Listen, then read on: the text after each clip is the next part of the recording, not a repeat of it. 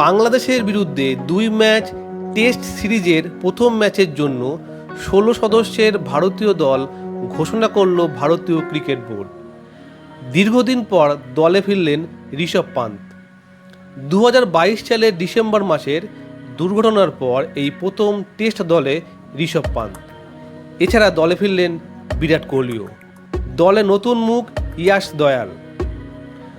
প্রথম টেস্ট ম্যাচের জন্য 16 সদস্যের ভারতীয় দল ঠিক এমনই: রোহিত শর্মা অধিনায়ক, যশস্বী জয়সওয়াল, শুভমান গিল, বিরাট কোহলি, KL রাহুল, সরফরাজ খান, ঋষভ পান্ত, ধ্রুব জুয়েল, রবিচন্দ্রন অশ্বিন, রবীন্দ্র জাদেজা, অক্ষর প্যাটেল, কুলদীপ যাদব, মোহাম্মদ সিরাজ, আকাশদীপ, জাসপ্রীত বুমরাহ এবং যশ দয়াল।